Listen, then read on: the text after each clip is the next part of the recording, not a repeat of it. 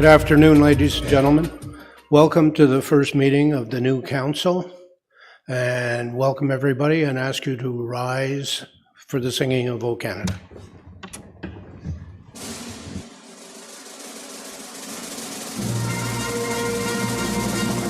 O Canada, our home and native land, true patriot love in all of us command. With glowing hearts we see thee rise, the true north, strong and free. From far and wide, O Canada, we stand on guard for thee. God keep our land glorious and free. O Canada, we stand on guard for thee. O Canada, we stand on guard for thee.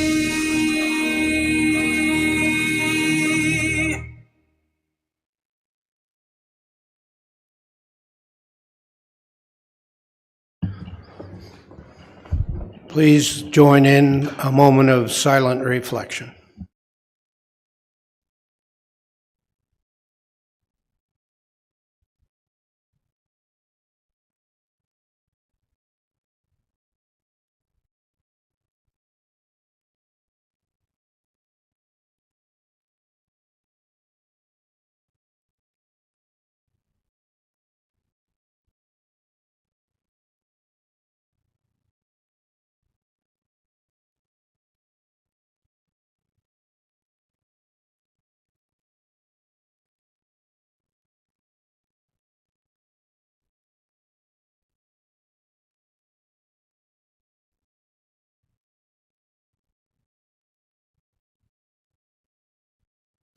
Thank you.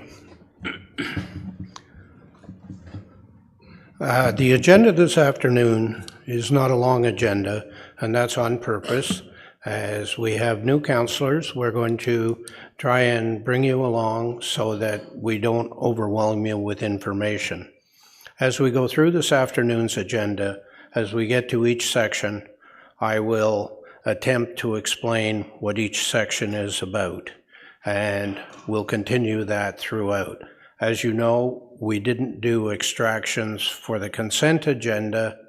We're going to go through the consent agenda each report, and there are only 3 of them, so I don't expect it will be that onerous.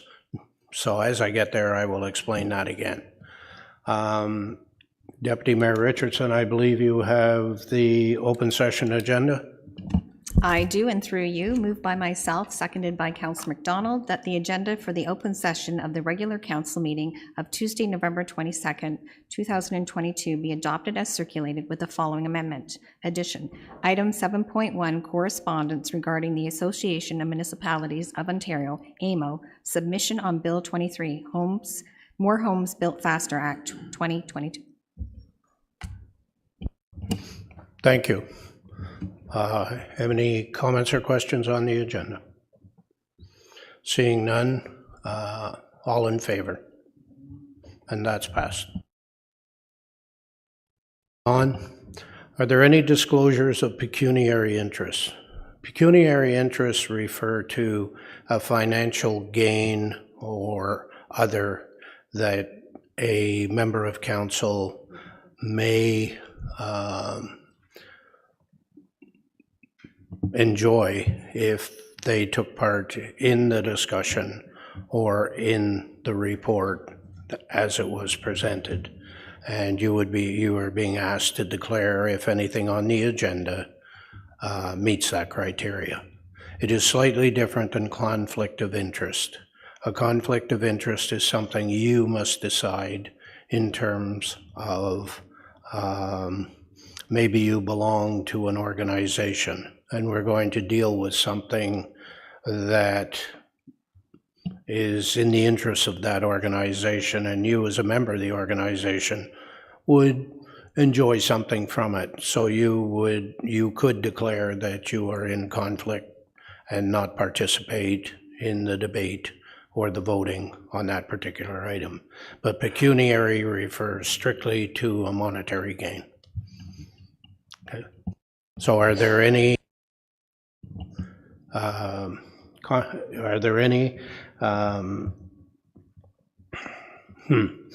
disclosures of pecuniary interest? Seeing none, we'll move on. Are there any notices and information by members of council? Councillor Yo.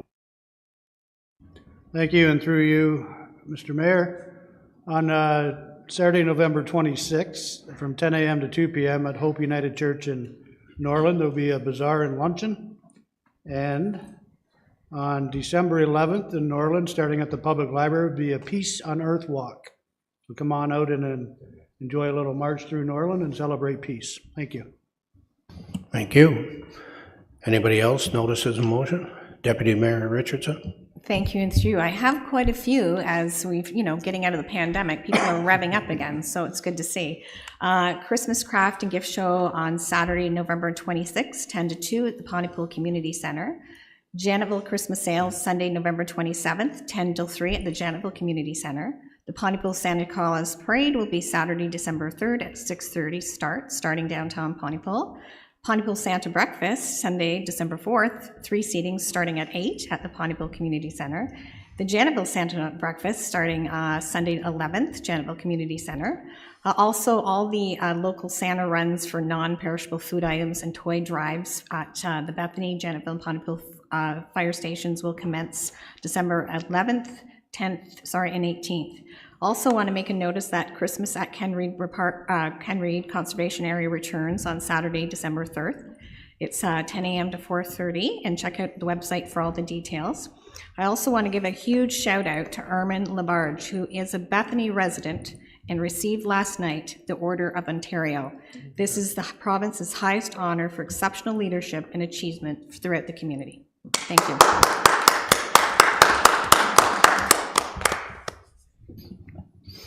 Let me see. Councillor Smeaton. Turn your mic. Oh, sorry. Thank you, Mr. Mayor. And through you, the first thing I would say is we had a great time at the Santa Claus Parade. And I think what in here in Lindsay and what resonated the most for me was definitely a post-pandemic energy, happiness. I've been in, I don't know how many parades on a music float, too many. And I think this attendance was definitely as much or more. And when we finished up my little portion of the parade, I went back up and watched the parade. It was an excellent parade, and everybody was really happy. So it was a really fun, I think, a really great day, just the way things have been the past few years. And Seussical, the musical, I'd like to advertise the Academy Theatre. It's a musical I've done before. It's a great musical. And this weekend, Beth Wilson and her troops are hoping to see everybody out at Seussical at the Academy Theatre beginning. So it's this Thursday, Friday, Saturday, 25th to 27th. Last two things, I'll say shop local. Now's the season, so hoping a lot of my friends are hoping to see people come through the doors. And we have some great things, and if we do it a little bit each weekend, we'll get our shopping done. And don't forget the charities. And if anybody's looking for places that they would like to be charitable with, I do have a good list of areas in Ward 5 that I'd be more than happy to share with should somebody be looking for a place to help someone out this time of year. Thank you. Thank you. Councillor Ashmore. Thank you, Mr. Mayor. First of all, congratulations to you, sir, and on your election, and to every member of council here around this table for your hard work and your election and being elected by your respective constituents in your ward. And sure you'll do an excellent job, each one of us working together. Congratulations on that. This coming Wednesday, tomorrow night at 7 p.m. at the Commonwealth Building at the Lindsay Fairgrounds, the International Plowing Match and Rural Expo will be holding a volunteer information night. So if you want to get more information on the International Plowing Match and Rural Expo, which will be held here in 2024, in August of 2024, tentatively. Please come out to that information meeting, and that's tomorrow night, Wednesday, the 23rd. And Omimi will be holding its annual Christmas tree lighting on the 2nd of December, and the lighting will take place at 6 p.m. And it's right beside the Coronation Hall, and the Coronation Hall will be open for hot drinks for everyone to come in. And if you're in the Omimi area, please drop by on December 2nd at 6 p.m. Thank you. Thank you. Councillor McDonald. Thank you, and through you, Mayor. Just to let you know, I attended the Dream Ball party on Saturday along with yourself and Mr. Joyce. It was very successful and a great cause for the Lindsay Boys and Girls Club. Also on Friday, the BIA had their Christmas tree lighting downtown. A lot of families and young kids showed up, and it was a great day for promoting downtown and the businesses downtown. And also next, on December 15th to the 23rd, there's also at the Lindsay Ag Society, it's called Beautiful Lights, it's called Merry and Bright, and that's held, and there's several organizations that benefit from this, so please, anybody who wants to go see some beautiful lights, it's about 1 kilometer long, and you can drive through the Ag Center and donate to the several organizations that need it. Thank you. Thank you. Councillor Perry. Thanks very much, Mayor. And of course, this moment as a new councillor is not lost on me. I'm very honored to be here, very humbled. And of course, want to thank all the residents of Ward 3 especially for their support. Also want to thank staff who've been so available to help with this steep learning curve. And I didn't make a lot of guarantees during the campaign, but I can certainly guarantee to work hard, to do my best to serve, and to always serve with kindness and respect. And to start off, I want to congratulate my fellow councillors as well for their electoral success. The second thing, Mr. Mayor, if I could, would be to recognize that this meeting is being held on the traditional land of the Anishinaabe, and Kawartha Lakes. Well, Kawartha is a rough translation to English from Anishinaabe of shining waters. As many of us know, canoes have traversed these waterways for literally thousands of years. And I just want to recognize the enduring presence and contribution of First Nations, Métis, and Inuit people on the lands we call Kawartha Lakes today. Last but not least, of course, all eyes are on Fenelon Falls this Saturday. Santa Day is back after its adaptations to COVID, back large and in person. And so, of course, everyone is invited to come to Fenelon Falls on Saturday, which is the 26th of November from 11 a.m. to 4 p.m. All kinds of free activities. It's an affordable event, fun-filled for all ages. The parade will start at 5.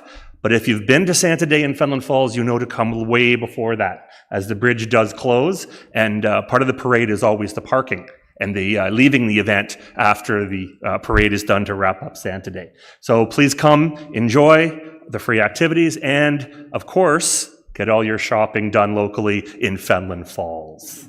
Thank you, Mr. Mayor. Thank you. Fenelon what? Falls. Turn your mic off, please. Councillor Warren. I don't know how I go past what Mike has just said, but I want to thank everybody and congratulate everybody for a well-thought campaign. I'm really happy to be back. I really look forward to a really great 4 years with everybody, working with everyone. And I want to thank the people, the 32%, who voted in Kawartha Lakes, and hopefully next time we can get those numbers up a bit for sure. So after you've gone to Fenelon for a Santa Day or days, come to Bob Cajun on the 10th of December for the Santa Claus Parade. It begins at 5 o'clock. And because the bridge is out, and hopefully next year this won't be an issue, we're going to meet around Tim Hortons to start the parade, and it'll be a different route because of the bridge being out. And last weekend was Mingle and Jingle in Bodcajun, and it was a fabulous day. Many vendors and crafts, and I just want to thank the Impact 32 for putting it on. So thank you very much. Did you want to say anything about your library? Thank you. Yes, and we have a brand new, spanking new library. It's done a soft opening. I think there'll be a grand opening in the new year, but I think people are happy. It was a kind of difficult transition for many, but I think once they got in there, they realized what a great space it is, and especially for kids and teenagers. There are all sorts of different areas in the new facility to accommodate different groups. So thank you, Mr. Mayor, for reminding me. Thank you. Any notices from staff?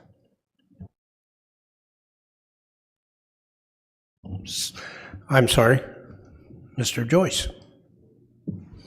Thank you, Mr. Mayor. And through you, I have not one, not two, but 3 Santa Claus parades to announce in Ward 4, the gateway to the Kawarthas. In chronological order, we have Little Britain starting at 7 p.m. On December 9th. On December 10th, we have Washburn Island Santa Claus parade starting at 4:30.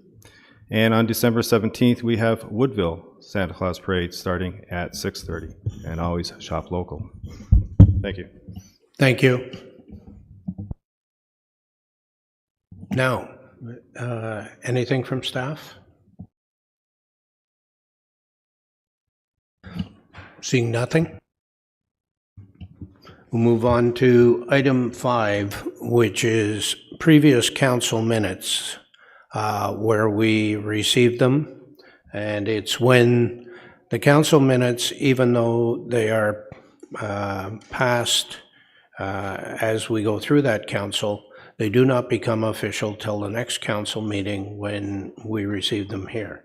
So the motion is that the minutes of the regular council meeting of November 1st, 2022, and the inaugural council meeting of November 15th, 2022, be received and adopted.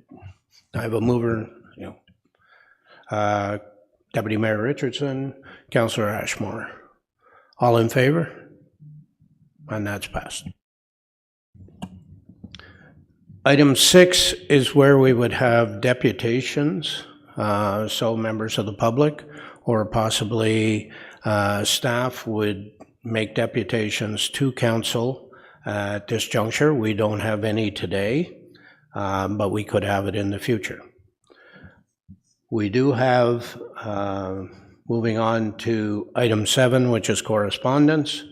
And you remember that there was an amendment to the agenda, that item 7.1, which was correspondence regarding the Association of the Municipalities of Ontario, AMO, submission on Bill 23, More Homes Built Faster Act, 2022, Colin Best, AMO President. And I believe, Councillor Warren, you wish to speak to that, and you have a motion as well.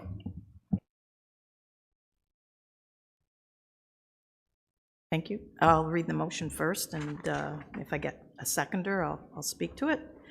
That the correspondence from the Association of Municipalities of Ontario, AMO, entitled Bill 23, More Homes Built Faster Act 2022, and Plan, their submission to Standing Committee on Heritage, Infrastructure, and Cultural Policy, and dated November 16th, 2022, be received. That the Council of the City of Kawartha Lakes supports the concerns and recommendations outlined in the AMO submission, that staff be requested to review Bill 23 and associated legislation and provide information and recommendations to Council, including resultant impacts to city policies, bylaws, processes, and funding in January 2023 3, and that this resolution be forwarded to Laurie Scott, MPP, Halliburton, Kawartha Lakes, Brock, and Chair, Standing Committee on Heritage, Infrastructure, and Cultural Policy, and AMO. We got a seconder for that? Councillor Smeaton? Yeah, thank you. Yeah, this is a far-reaching bill. I don't believe there's been a bill like this ever in planning that changes the whole planning situation in Ontario. I have a few things written down. It'll affect all sorts of things. One of the main effects will be on the environment. We will be not allowed to reach out to Kawartha Conservation or our conservation authorities to comment on certain policies. And we'll have to have other reporting agencies do the work for us. So I think it'll be awful for the Kawartha, well, all the conservation authorities across Ontario, that more powers will be taken away from them. They've already had powers taken away earlier, I guess in the last few years. That's going to be quite an impact. For the municipality ourselves, a freeze on development charges, on parkland, on all sorts of different parts of the planning process. Also, people think it's all in the news that it's the green belt mostly, but it could be the moraine. Which is in our municipality. I think they're asking conservation authorities to open up some of the lands that they own for development. And I can see that this is just not homes built faster. I think it's going to aid the development community and not produce housing to people that really need housing. And to be a sustainable municipality, you need all levels of housing, not bigger homes. You need rent geared to income, all sorts of different types of housing stock. So this is a far-reaching bill, and I really look forward to hearing from staff and how it will impact our communities. I think it's very far-reaching. So I look forward, as I said, to the report coming back in January. Thank you very much. Thank you. Councillor Smeaton, did you wish to speak to it? Thank you, Mr. Mayor. And through you, this bill greatly reduces prime agriculture, approximately, which only 5% in Ontario currently is arable anyway, and it eliminates conservation authorities, as Councillor Warren said. And conservation authorities are planning for development agencies. They wouldn't be there if they didn't assume development was welcomed by municipalities, which I do. The key is that they're made up of representation of many municipalities and regions. So they're the most metaphorically global agencies we have as municipalities. Water doesn't know boundaries. And they allow that if you do that to the Scugog, we're going to be flooded down here type of conversations. And they help ensure that we have clean water, proper drainage, flood damage control, et cetera, et cetera. So that's number one. Number two, this bill is going to take away constituents' rights to have public meetings where they speak their concerns to developers. That's democracy. Public meetings under the Planning Act, third-party appeals to the Ontario Land Tribunal will be gone. Third, this bill will greatly inhibit our ability to plan needed infrastructure as we already do in place now. This council will already have set a budget, only to find out we need things all of a sudden that we didn't know would be needed. Maybe sewage piping dimensions change or water mains. What then? Who pays? Take a wild guess. Mr. Mayor, some municipalities haven't even been sworn in yet. Others like us are just beginning our journey as a team that knows the city's building. We're excited about it. We have enthusiasm, energy to learn and work with our partners. Is this really the time that you introduce a bill like Bill 23? It's a bill that's going to severely impact our local government's ability to make planning decisions. Thanks. Thank you. Councillor Yule. Thank you, Mr. Mayor, and through you, I totally agree with the two previous speakers. Conservation Ontario and the conservation authorities are on top of this. They better be, but Lake Simcoe definitely is, and so staff's report and should be focused on how it affects the city, because conservation is not the city. So I'd like to know how it affects the city. My biggest concern right now is the commenting period for this runs out next week. So getting a report in January is fine, but what's our plan on commenting at all, or are we just piggybacking on AMO? Right now, we're piggybacking on AMO. Can we, is there any thought to, follow-up, sorry, is there any thought to at least putting in a one-liner and reserving the right to comment at a later date once we know the effects? They wouldn't take much. You want to do that as a follow-up motion? Sure. Thank you.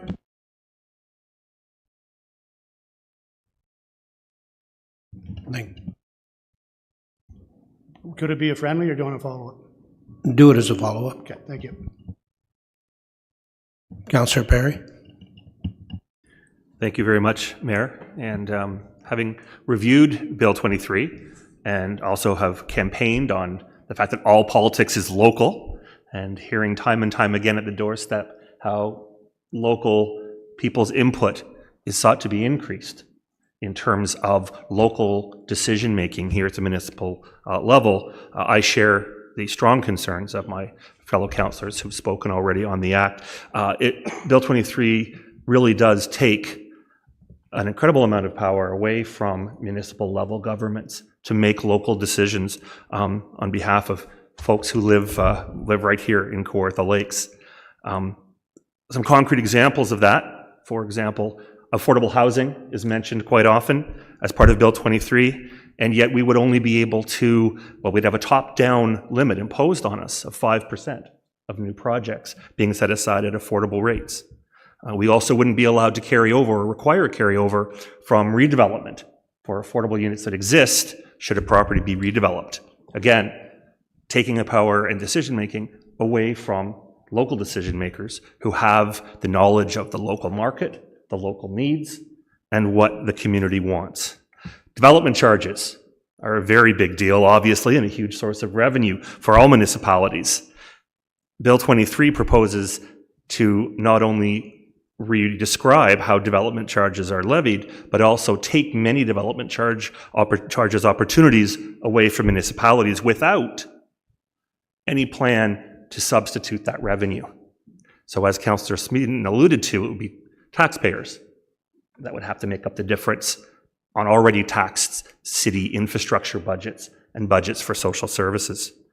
Just to wrap up, Mr. Mayor, the planning process has been discussed, taking decision-making out of municipal councillors and staff hands for project land control, and also in this act, as was mentioned, it signals a direction away from environmental protection at a time when we need it most.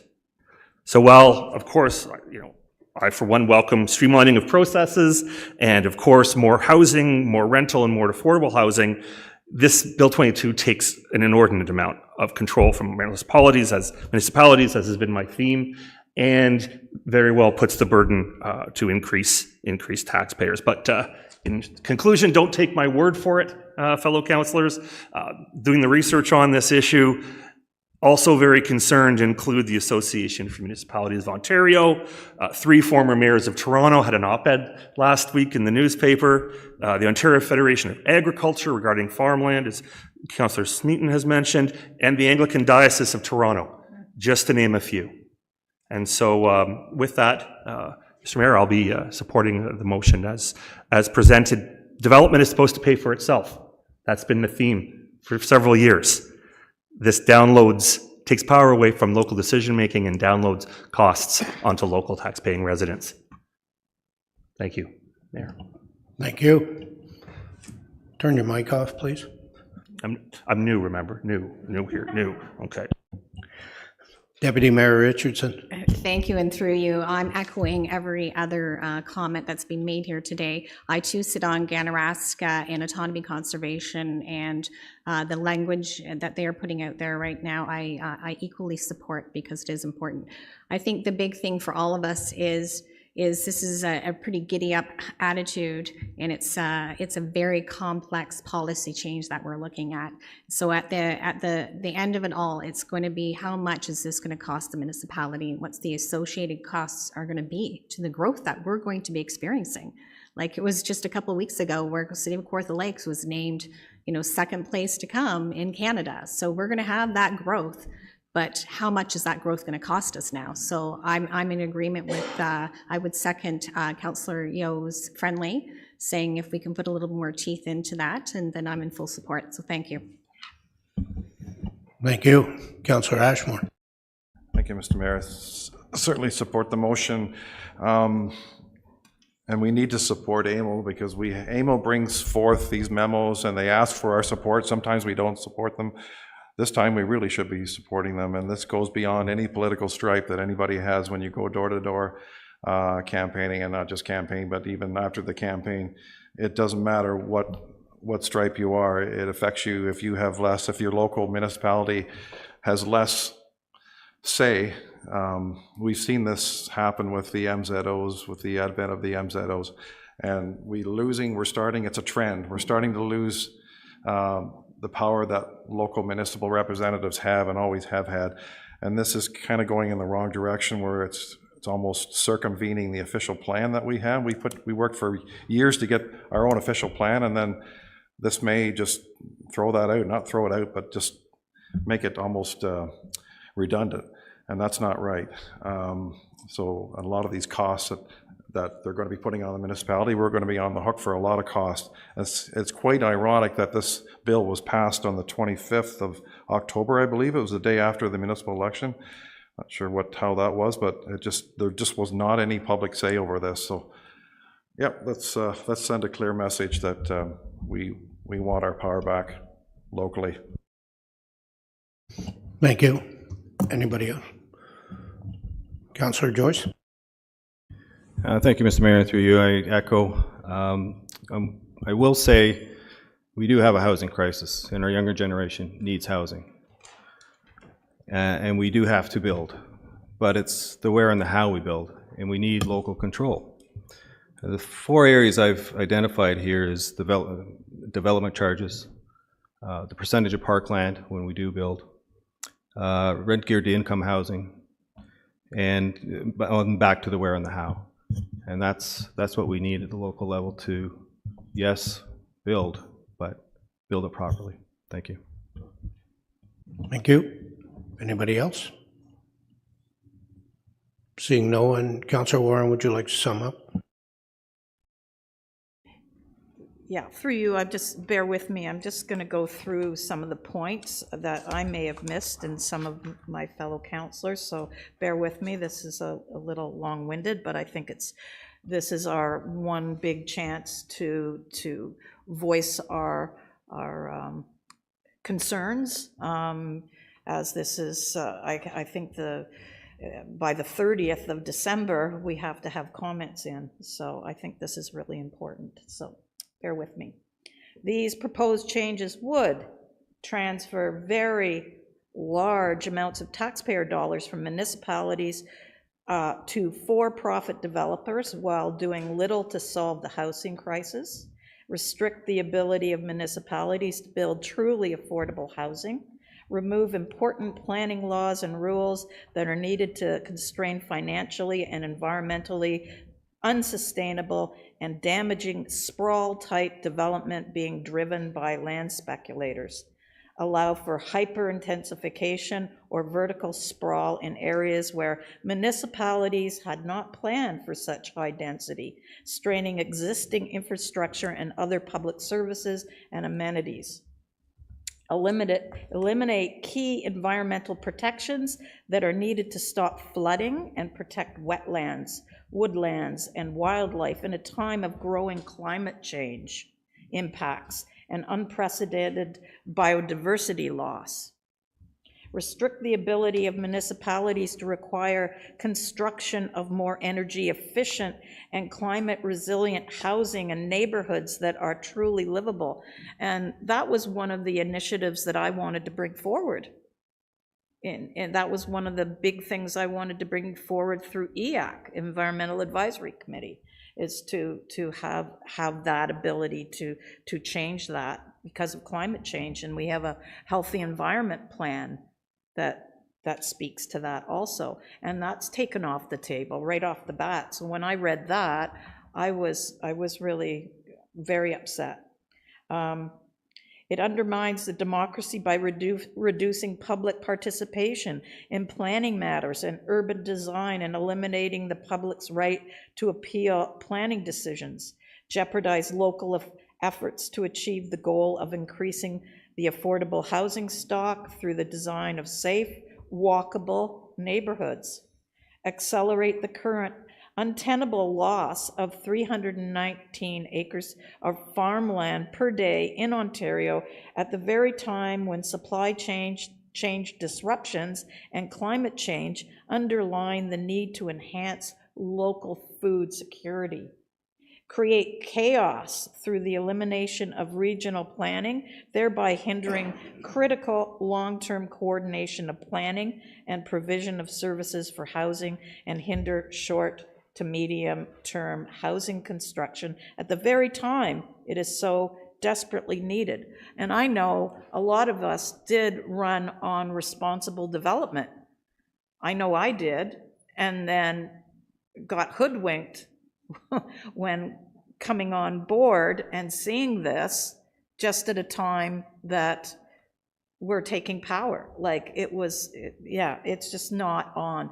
And I think it needs to have, we need to have more time to comment on these wide changes. So there are many other issues around this. Go on and on and on and on and on. All the nuances of this bill are just incredible. I can't say enough bad things about it. So anyway, that's all I have to say today. Thank you. Thank you. That was sum up. Does anybody need the motion read again? Go ahead. I just had a question through you, Mr. Mayor, to Director Hawley, if I could ask a question. I mentioned about the official plan. How would that affect our official plan and our secondary plan? So we have villages, for example, like Omimi, who are waiting or starving for growth, but they're doing it properly, but we're working with the system that we have. But how is this going to affect smaller communities like Omimi and maybe Woodville, similar types of sizes of populations? If this comes to fruition, this bill, how will it affect mainly our official plan, which we've been working on for years? If I could, I think your report will probably speak to that, but go ahead and answer if you can. Yes, through the mayor to the councillor. I don't really have a clear answer for you yet exactly what the depth of this bill is how it's going to impact it. I think it's going to impact the city sort of financially as well as from a process perspective. That's going to be what I sort of see as a first blush on a lot of it. But from the OP perspective, we'll have to dig into it quite a bit further. I do think some of the things that will impact us will be the parkland dedication piece. We're going to have less parkland, and it could impact us somewhere along on the environmental protection piece as well. But we'll certainly provide a full review and a full answer when we get back to you in January on that. You okay with that? Okay. All in favor of the motion as presented?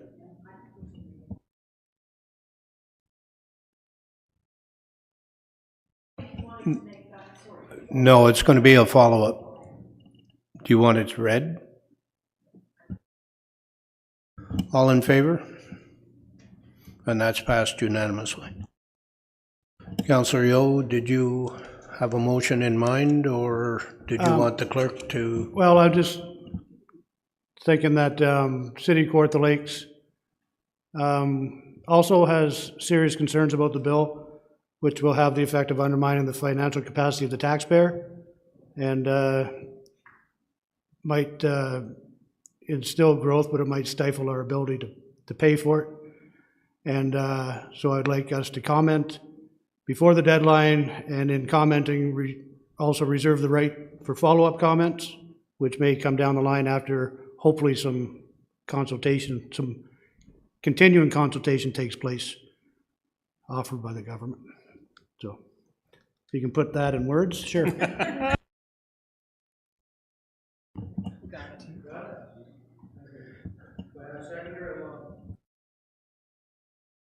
Seconded by Deputy Mayor Richardson. Councillor Ashmore? Sure. To the CAO, how does this work with provincial laws, provincial legislation? So this has been passed already? Oh, it has been passed. Okay, so there is an appeal process. There will be an appeal process that. I'm just trying to get a handle on how this works. I mean, we want to have our comments in, but will they listen to us, or is it hasn't been passed then? Okay, so there's still CAO? So through you, Mr. Mayor, so the bill has been tabled, it's going through its process, hasn't received its final approval and readings. Part of it is the process going through the committee structures, and there's where the opportunities are to comment. I understand that the commenting period with the committee that's tasked with this is the end of November. So this was the rationale for today, at least having comments that were somewhat substantiated with AMO. And so council's passed that. So our submission in the immediate term will be that the City of Kawartha Lakes supports the recommendations of AMO. Part of those is consultation. And I think that was an important piece as well, that the process for this bill is not adequate for municipalities at this time to be able to put in meaningful comments. So part of the request was also expand on the consultation period, expand on the ability for the individual municipalities to make their comments. So we'll put in that submission before the 30th in alignment with the follow-up resolution. And then there will be ongoing sort of abilities to provide our comments. And the reason for the January timeline was so that we could then properly look at it in a municipal or a local context. The only other thing I'll note is there are actually other pieces of legislation prior to this that feed into this significantly. And so the intent in January wasn't just to comment on Bill 23 and its impact locally, but also other legislation, 103 and 104, for example. They very much directly affect this. Thank you. Councillor Warren? Yes, thank you. Through you, I totally support Councillor Yeo's resolution. It just adds a little bit more to for us to comment and make a resolution on top of AMO's supporting AMO. I'm happy with that. Thank you. Thank you. Councillor Perry? Thank you, Mayor. Just for clarity through you, if I could ask the city clerk to convey her understanding of Councillor Yeo's motion to be transcribed. Thank you. To the clerk.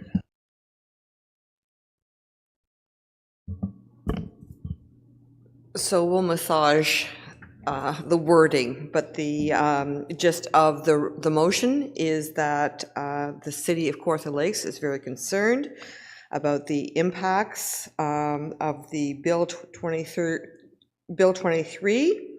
and that the city will provide comments and reserve the right to comment in the future, but we'll massage that.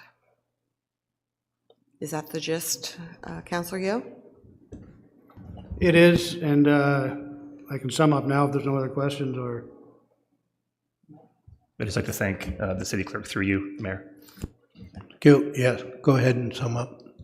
So I think reserving the right, and I could be way off base, but anytime we ever have a planning meeting or anything in this room and somebody speaks at the podium, we ask them to sign in so they have the right to talk at a later date on that subject. So adding our name in there, separate and distinct from AMO, I think just gives us that little bit of knowledge that maybe if the province comes back and they change the rules again and say, oh, you can give us more comments as long as you commented the first time. So, you know, just play their game. That's all we're doing right now is playing a game with the provincial government, and hopefully they play fair. Thank you. Thank you. That was sum up. All in favor? Again, that's unanimous.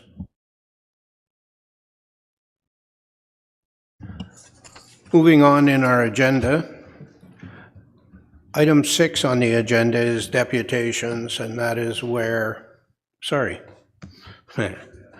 item 8, presentations. I'm new at this too, you know. Presentations can be done by outside agencies, or they can be done by staff, and they would be presentations on something that's coming up, or we'll be getting presentations on the budget, as an example, as we move into December and January. And this is the spot on the agenda where that would occur. Now, they may also occur at the Committee of the Whole, because the agendas are somewhat similar. We don't have any deputations today, or presentations, rather. So we would move on, and item 9 and 10 are usually, because we haven't had Committee of the Whole, there are no minutes from the Committee of the Whole meeting, so there's nothing on this agenda. But once we get into our regular schedule in January, then you would have Committee of the Whole minutes, and again, they could be extracted. There are things that are done at Committee of the Whole that can be extracted at Council. Also, right after that are the minutes from the Planning Advisory Committee. And the Planning Advisory Committee also has items in it that can be extracted. So that's where those two pieces would come in a normal agenda. But because neither Committee of the Whole nor the Planning Advisory Committee has met, we don't have any minutes from them to deal with today. Councillor Warren, you had a question? Yes, through you, Mr. Mayor. So the Committee of the Whole, would councillors be able to bring forward motions to be... Generally speaking, we do not make motions at Committee of the Whole. We present information that comes to Council. So a councillor could present information that would, the next week or two at Council, become a resolution? Yes. Thank you. CAO wishes to clarify. Thank you, Mr. Mayor, through you. So at both venues, Committee of the Whole and Planning, they're not decision-making bodies. They're actually recommendation bodies in both cases. So you're making a recommendation at each. When they come forward to the regular council meeting, you as council and a body are actually making a decision on those recommendations. So although they come in the form of minutes, they actually will have spelled out decisions for each item on those respective agendas. And by approving them, you would be making those decisions at council. Go ahead. So if a councillor wanted to make a recommendation with background and whatever, that would be the venue to do it. And then it could or may not be forwarded to council for debate.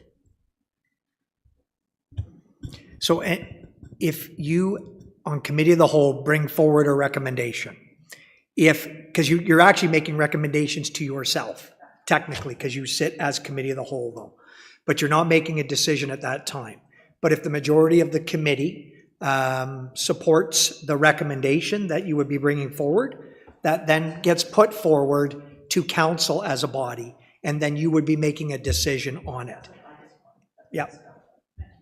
No problem. Councillor Ashmore? Mr. Mayor, just a question through you to the CAO.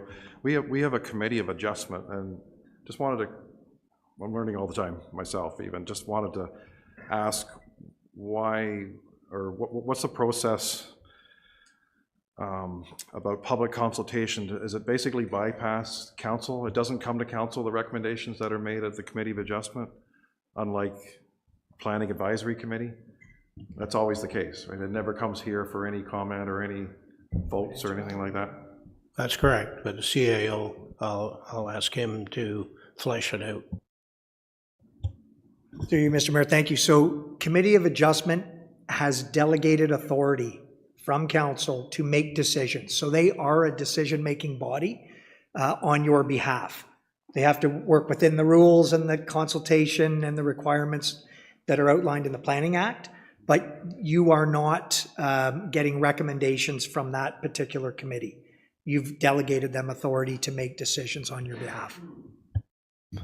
And if you recall, Committee of Adjustment deals with minor variances.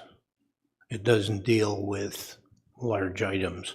And it also, it goes through the planning department, and the planning department presents items at Committee of Adjustment that the committee then considers.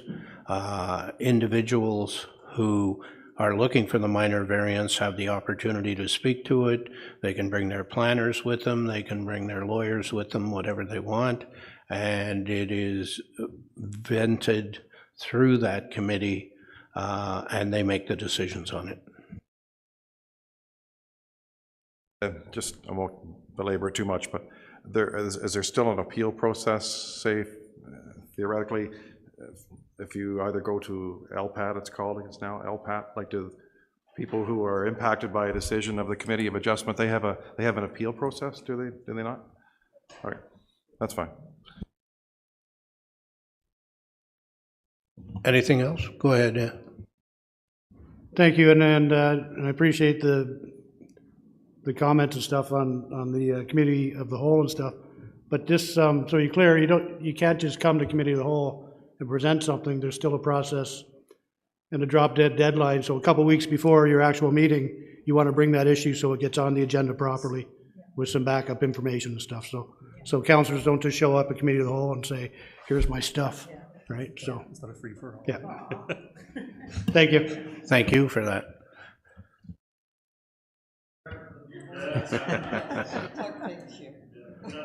Okay, so now we move into consent matters. So what would normally happen here is there would be a number of reports that you will get under the consent agenda. And the consent agenda is usually, depending on the agenda, 11.1 to 11.16 or something. And today it's 9 because we don't have Committee of the Whole or the Planning Advisory Committee. So what we do is prior to the meeting, I will send out a notice and I will ask you for your extractions. And an extraction is you want to speak to one of the reports or whatever is on the consent matters. When you send it to me and the clerk and senior management team, you will probably get an email back asking you if you just have a question or if you have a problem with the report, and could you tell people what it is so that they could be prepared when it comes to council, or if they could answer it ahead of time. And the reason we do that is, you can see we have 3 directors in the room today, and probably the rest of the directors are zooming in and watching what's going on. If a director isn't required at the meeting, it's a good thing if he goes and does his regular work and isn't needed at the meeting. So we ask for the extractions ahead of time so they know whether they need to be prepared to speak to them, they need background information, they need, or they don't need to show up. Now, most of them are available. We've had it where questions come up on the fly and we needed to talk to a director and they're on Zoom and we can get them and get the answers. So that's why on the consent agenda, we ask for extractions. It used to be that you could get extractions up to 11 o'clock on the day of the meeting. I am probably going to ask for them by 9 o'clock. So you get your agenda package usually on Thursdays. So having them by 9 o'clock in the morning, it just gives staff a little more time to get prepared. Councillor Warren, you had a question on that? Yes, through you. So if something comes up, a burning issue that you have and you aren't going to extract it, but you do now because so you've received more information on an issue, can you extract it at the meeting? We usually give an opportunity to extract at the meeting. Thank you. We're just trying to be prepared in advance. Okay? Good. So our first report today on the consent matters is, because we're going to go through them individually, as I said, we're not, usually what would happen is somebody would have the consent agenda and it would be all these reports are to be received and passed, save and accept the ones that are extracted. But because we're not extracting any today, we're going to go through each report just so you kind of get the hang of how the reports work. And the first report that we have is from me on council appointments. And that the following appointments begin November 22nd, 2022 and continue for the entire term of council ending November 14th, 2026 with a midterm review of appointments in 2024. So could I have a mover and seconder for that, please? Councillor Yeo, Councillor Warren. Any comments, questions on this report? Going once, going twice. All in favor? And that's passed.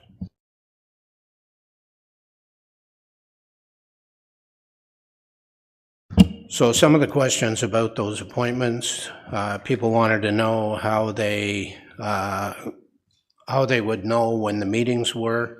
If it's an internal committee meeting to the City of Kawartha Lakes, staff will be in touch with you and tell you and give you a schedule of those meetings. If it's external, those external agencies will be told who the people are that are now on those committees, and their staff will get in touch and tell you when the meetings are going to take place.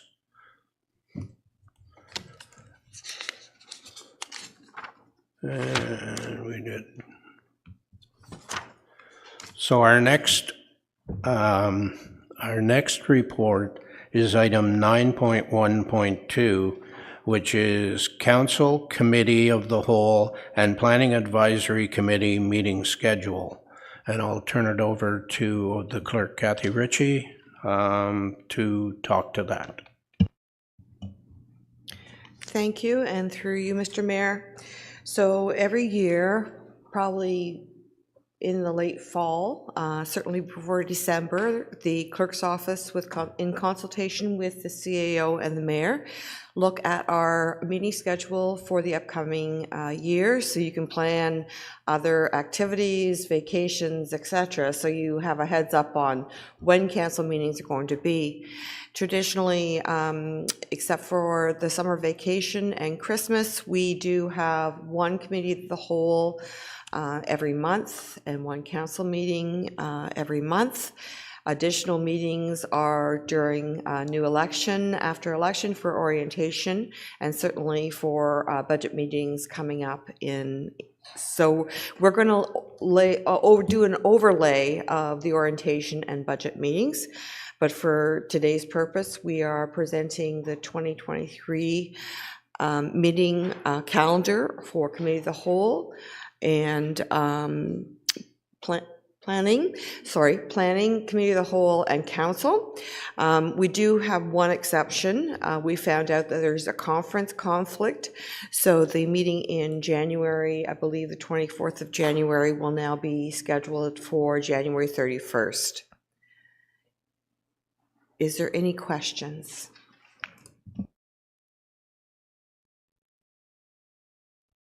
Councillor Ashmore?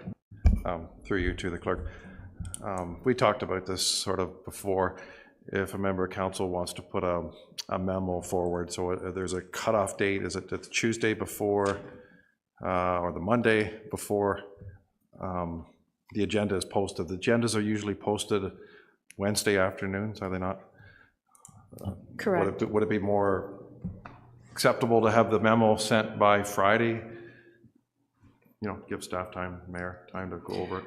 Friday, the very latest would be acceptable. Right. Okay.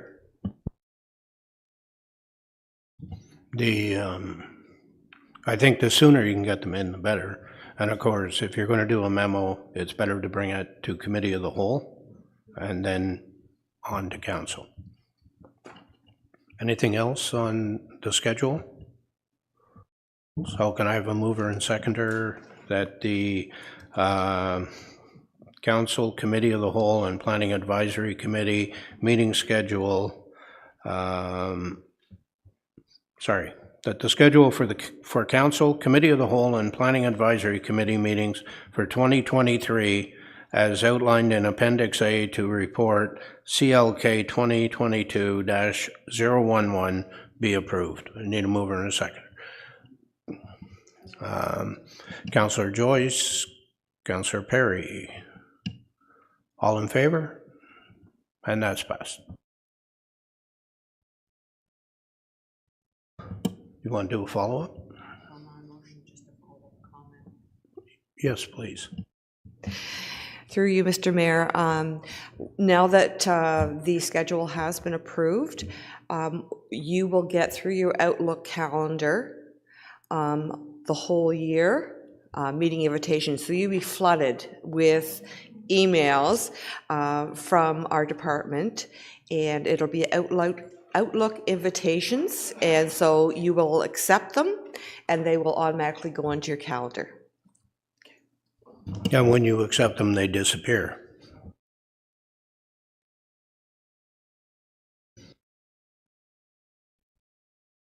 Councillor Yo?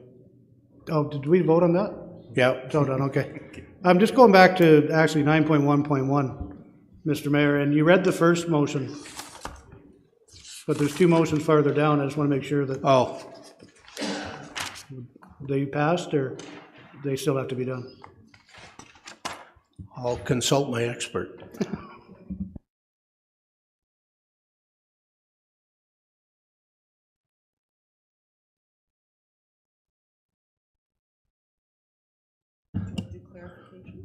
We can do a clarification. We didn't do them, but they're all the same motion. Okay. Councillor Perry, you had a question? Just through you again, Mayor, I'd like to really thank the City Clerk and Deputy Clerk and the Clerk's Office staff for the organizational support, for the scheduling support. That makes our jobs representing constituents so much easier, helps sort out our lives too. So again, through you, Mayor, thank you very much. You're welcome. Moving on, Councillor Warren, I think you have, oh, sorry. Item 10 would be petitions. If any of your residents bring forward a petition, which they do sometimes, usually it's about getting their road fixed or some other infrastructure, public works, engineering problem, or it could be Parks and Rec. Just want to make sure the director didn't fall asleep there. In any event, it could be on a variety of things, but this is where we would entertain those petitions. And normally what we do is we receive them, and then we would forward them to the appropriate staff to come back with a report on the petition about if it's possible to do what is being asked, or if it's already scheduled, or in some cases it's already done. So that's generally the way it works with the petitions. Okay? After that, we have other new business, and generally speaking, we don't have a whole lot of that happens, but we leave a space for it on the agenda. But I can't remember when something's been on there. Usually it's covered in one of the other sections. So now we move on to bylaws, and I'm going to ask the CAO to, before Councillor Warren, you read the motion, I'm going to ask the CAO just to give us an overview of what bylaws are and how they're used. Sure, thank you, Mr. Mayor. Through you. So bylaws are another method outside of a resolution to more formalize direction and a decision of council. And so you're essentially implementing an action or a decision previously. As the mayor mentioned in the previous section, the bylaws are structured similarly. So you'll see regular bylaws in all of your regular council meeting agendas. They will be approved by you by consent, meaning that if you don't extract any of them, you're essentially block approving all of them that are listed as they're listed. So hopefully that's helpful. You can always extract a bylaw for discussion prior to approval or clarification or change, whatever the case may be. And by approving it sort of in this approach, you're essentially giving those bylaws 3 readings, which is part of your procedural bylaw or requirements for formal approval of the bylaws. If you scan through the bylaws, they typically at the top of the bylaw will have recitals, which essentially will outline what is the issue, what is the decision or approval that's being made, and then you will have all of the technicalities, if I can say it that way, within the body of the bylaw. I'm happy to answer any questions if you have any. Councillor Joyce. Can you clarify the 3 readings for me, please? You said it's 3 readings. Clarify the 3 readings for me.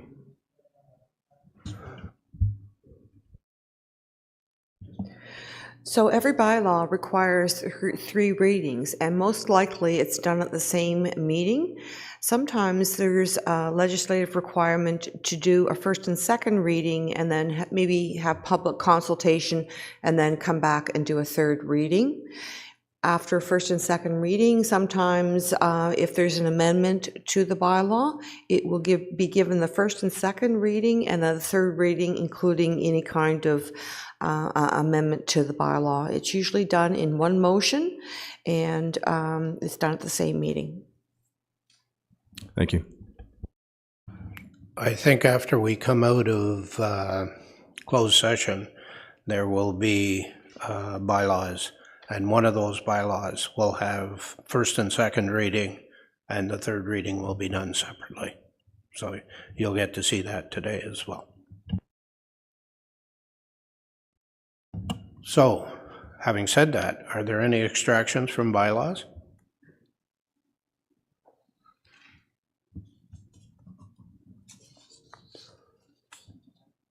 See, we'd do the extractions first, and then Councillor Warren would make her motion, and it would be save and accept if a bylaw was extracted. So I'm not seeing anybody wanting to extract bylaws, so Councillor Warren, you have... If I could, Mr. Mayor, I'm just for clarity, my understanding was we were going through each, at today's meeting, one by one. You want to go through each bylaw one by one? My understanding is how we were proceeding. No, we were going through each section, like section 1, section 2, Each section 3. Is there something in the bylaws you wanted to, did you want to extract something and ask a question about it? I do, if through you, Mayor, that would be the appointment of the bylaw officer. Bylaw officer, okay. That's 1217. Is that correct? Yes, thank you, Mayor. So, Councillor Warren, any other extractions? Okay. So, There we go. Okay. Moved by myself, second by Councillor Perry, that the bylaws shown in section 12.1 of the agenda, namely items 12.1.1 and what are you extracting? What's the number? it would be 2 and including 12.1.8 except for Oh, yeah, save and accept 12.1.7. 12.1.7 be read a first, second, third time passed, numbered, signed, and the corporate seal attached. So we have a seconder, Yeah. Councillor Perry. All in favor? And that's passed. Councillor Perry, you extracted 12.1.7.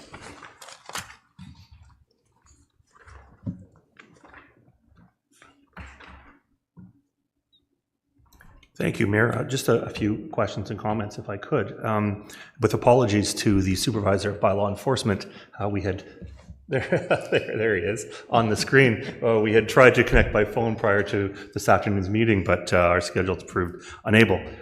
Just a few questions I had, because during the campaign, and what I heard from local residents in Ward 3, and perhaps it's the same for all councillors, bylaw enforcement was a top-of-mind issue. Whether it be Airbnbs, whether it be noise, speeds, those kinds of things. So I just had a couple of questions here, and I don't mean to put our supervisor or manager of bylaw enforcement on the spot. Just in the first recital, it talks about private property owners and businesses find it convenient to have certain municipal bylaws enforced by members of their own staff. And I'm just wondering, how we know that? Is there any data on that in terms of the wishes or the conveniences of the owners, and that the city from time to time receives these requests for appointment? How often, for example, is time to time? I'm just curious if it's a couple of times or 100 times. How often do we do these kinds of delegations? Councillor Warren, can you turn your mic off? Manager Aaron Sloan, want to answer the question, please? Sure do. Through you, Mr. Mayor, to the councillor. That's a great question. So we do receive the requests from time to time from private property owners and security services. Time to time is, if you want to give it a number, I would say probably 10 to 20 times a year. There's a number of private properties such as Town and Country Mall here in town, Canadian Tire Store, Food Basics malls, areas like that where the service demand on my staff to respond to those type of parking complaints, it's often delayed. So they provide their own internal security, and council appoints them by bylaw to use our processes to provide the parking enforcement on the private property. Thank you. Did you have other questions? I did, through you, Mayor, and thank you very much for that on the spot. On the spot reply. I guess a couple of concerns that have come to mind on this in reflecting and preparing for this afternoon would be, is there a liability issue with regard to security personnel who we deputize that has an altercation with a resident? And is this an expense or revenue, this deputation for the city? And would we be better to be reflecting and building the capacity in-house by law enforcement, given it's such a top-of-mind issue, so critical, and on that list of public services enforcement of bylaws? Thank you. Manager? Through the mayor. Yep, through the mayor to Councillor. So the simplest way to answer that is yes, we don't have the capacity in-house to offer that service sort of citywide, because we're talking probably about 60 people, and it's very specialized based on the needs of the property owner. Does it generate revenue? Yes, indirectly through the parking tickets. In our processes, we receive the fees from those tickets back into the municipality as revenue.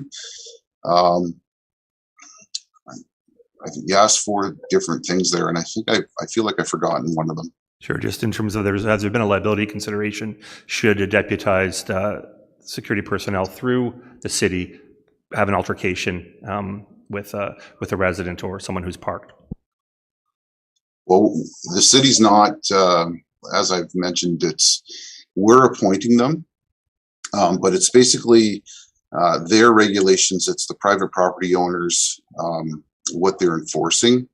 So the parking ticket itself is in accordance to our bylaw, but the activity is very private, based on the property owner's needs and desires, I would say. So I would say that there's very little liability, but that's probably more a question for the city solicitor to answer. Thank you. Thanks very much. Very helpful. Thank you, Manager Sloan. What's your wish, Mr. Perry, Councillor Perry? Do you want to move the bylaw 12.1.7 as printed, or did you want to ask a question of the city solicitor? Is the solicitor available? Is she on the line? I believe she is. There she is. Ms. Carlson? I don't know if you heard the question or not, or would you like it repeated? I have, and I've been able to just give it a couple seconds of thought. I would, nothing really jumps out at me in terms of case law that I've reviewed that has conclusively said, notwithstanding the contractual rights and obligations that exist, that the city would be on the hook if there was an altercation. So I'm not saying there's no concern, but nothing that really raises a red flag at this point. If this matter was to be decided at a later date, or regardless, if you were to direct me to do some more research on the matter, I could look at it more thoroughly. What's your wish? Do you want to go? Yeah, correct me if I'm wrong, but the people that are hired and sworn in, they're actually being paid by the person who they've been hired. The city does not pay these enforcement people. It's the person who hires them. Is that correct? Yeah, I can take that, Robin. Through the mayor to the councillor. So that's correct. We are not bound by any contract with these individuals, and we do not directly pay them or employ them.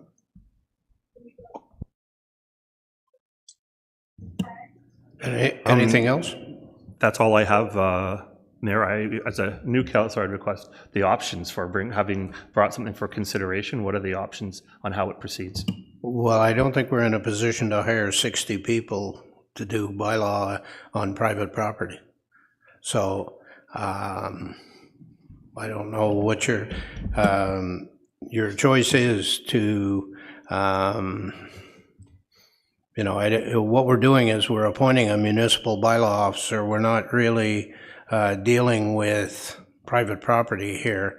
So would you like to move, you can move the motion to accept the bylaw, and then if you have a question about enforcement on private property, you can bring it to committee of the whole or another meeting, or you can discuss it when we discuss the budget and you see that hiring 60 people might be a little beyond the pale. So, from the menu of options, Mayor, am I able to provide an amendment that this be passed?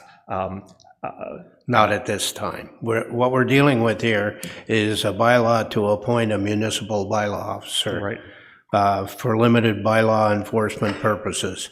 So that's the motion before you. Because it pertained to bylaws, we gave a little latitude here to allow you to ask your questions about private property. I see. No, I'm more interested in, sorry, Mr. Mayor, I didn't mean to cut you. No, that's okay. So what I would suggest is if you had, that perhaps you have a conversation before the next meeting or before another meeting with Manager Sloan and with Ms. Carlson, and see if you can get some satisfaction for your position. Right. And move forward from there if you want to bring a motion or whatever you want to do. So certainly my position and concern is mostly around how we continue moving forward to enhance our public-based in-house enforcement of bylaw. So, is that what I can say today? Okay. Fantastic. So what do you want to do with 12.1.7? Do you want to move it as printed? Yes. So am I able to add a caveat at the end? No. No. Well, in that case. But you can, as I say, you can do it offline. Certainly. I think I've made my point, and we'll, on the record, and we'll revisit this issue moving forward. Do I have a seconder on that? Oh, sorry, that's not my role. I'm not during the meeting. I'm going to turn my mic off now. So you're moving it. Ironically. Who's the seconder on that? Councillor Warren. All in favor? And that's passed. Councillor Ashmore, did you have a question? Just a question through you to Mr. Mayor, through to Manager Sloan. This new appointment, Ms. Kendrick, will that complement our staff? As we all know, bylaw is really needed, and there's a shortage of bylaw officers, not just parking, but for example, well, parking is a main thing, but on boat launches and a whole list of things, as mentioned, Airbnbs, just to mention a few things. Will this staff person be going to different locations, or would they be concentrating on that one parking position? In other words, are you flexible now that this one, will this add to your complement of officers? And how many, I know this, it's not a budget time right now, but does this give you the added staff for now, this appointment? Manager? Through the mayor to the councillor. So I think there may be some confusion here. So hopefully I can provide some insight into this. So this type of a bylaw, it does come to council occasionally, and it is very, very scoped in. So the answer to the councillor's question is no, it will not enhance my service. Simply, it is a service that's being offered on private property, separate from any municipal workers, and it is for one offense, which is parked without owner's consent, essentially, within the parking bylaw. So it's very, very limited. Councillor? Okay. Councillor McDonald. Yeah, so I'd like to make a comment on this also. I'm kind of familiar with this, but the concern is the liability. We have no liability. This is all private. People are hired people to look after parking lots for their own benefit. The only benefit we get is we get the money. So it doesn't cost us any money. It's private, and there's no liability to the best of my knowledge. And that's how these private people keep their lots clean with people who have not parked. That's all I need to say on that one. Thanks. Thank you.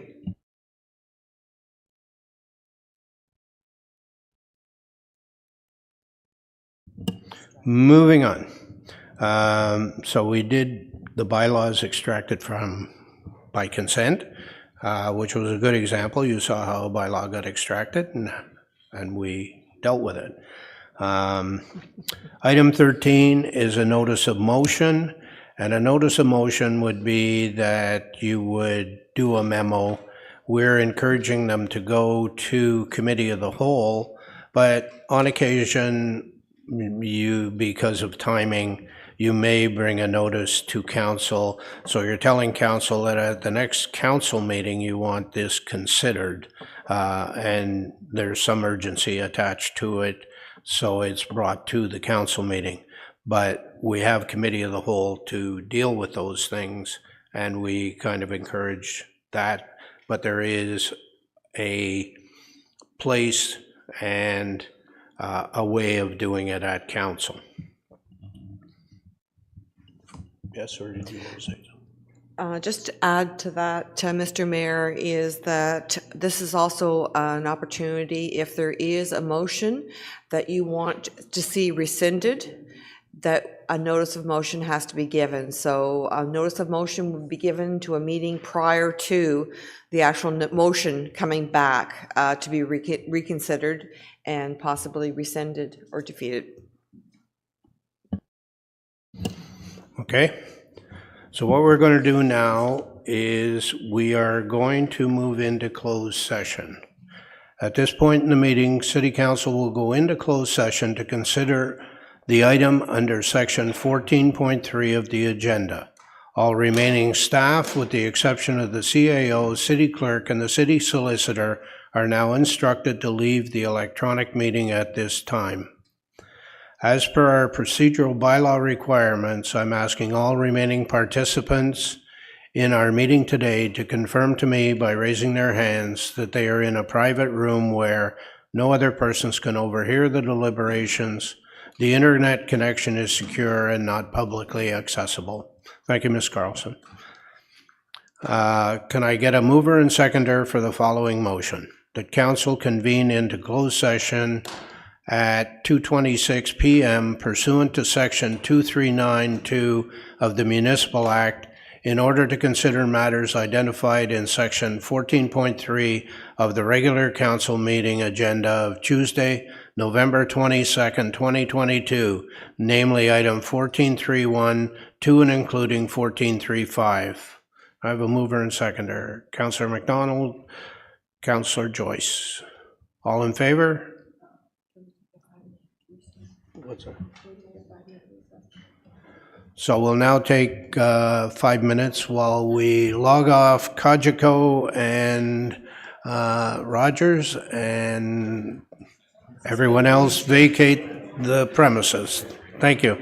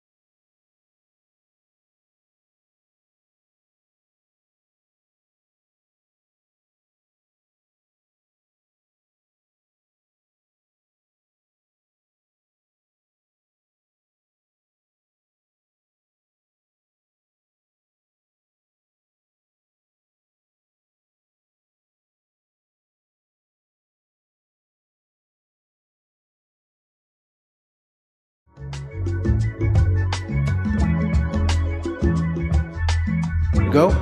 Thank you.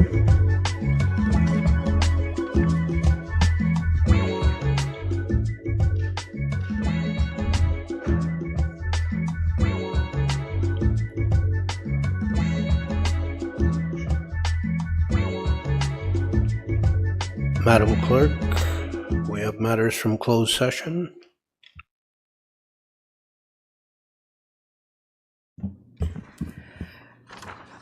Matters from closed session, that the confidential closed session minutes from August 23rd, 2022 regular council meeting were approved.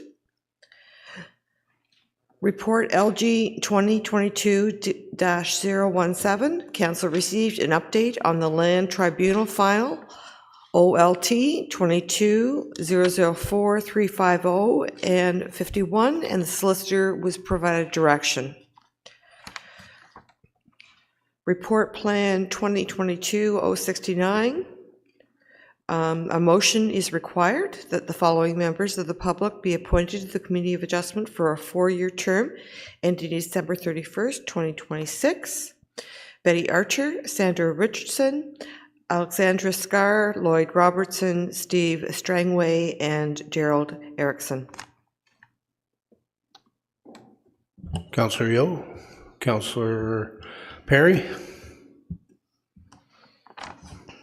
All in favor? And that's passed.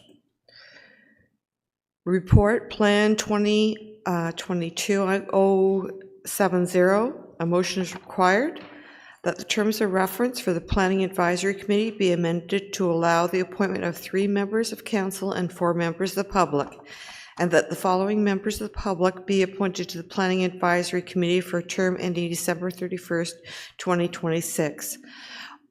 Mike Barkwell, Jason Wilcock, Andrew Vale, and Pat O'Reilly. Motion, Councillor Perry. Seconder, Councillor Joyce. All in favor? That's passed.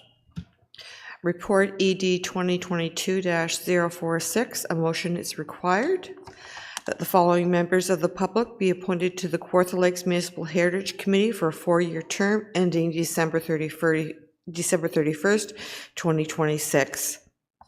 Ann Adair, Ethel Hart, Bill Bateman, Bill Peel, Ian McKechnie, Jonathan Pitcher, Julia Hartman, Sandy Sims, Skip McCormick, and Tyler Richards. Moved by Councillor Warren, seconded Councillor Perry. All in favor? And that's passed. Did you do the one about the solicitor was given instructions? Yep. Okay. Moving on.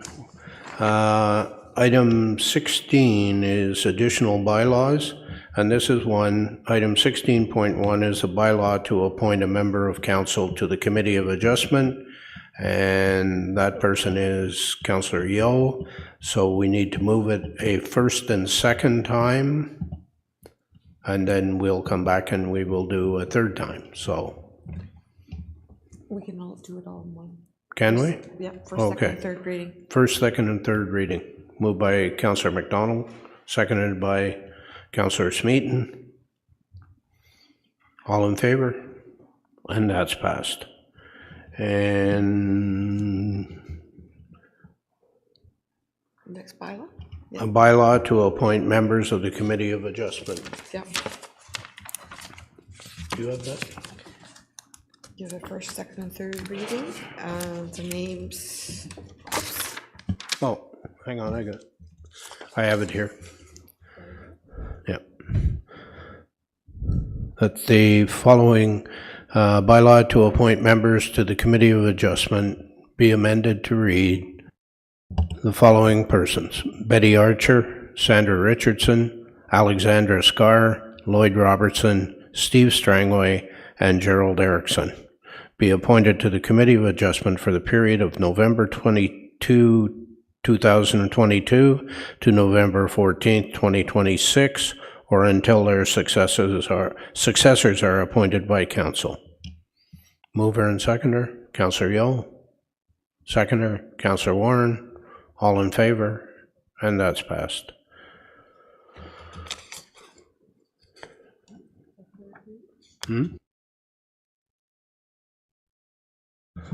The third reading is that the bylaw to appoint members to the Committee of Adjustment be read a third time, passed, numbered, signed, and the corporate seal attached. Councillor Yeo, Councillor Deputy Mayor Richardson, all in favor? Thank you.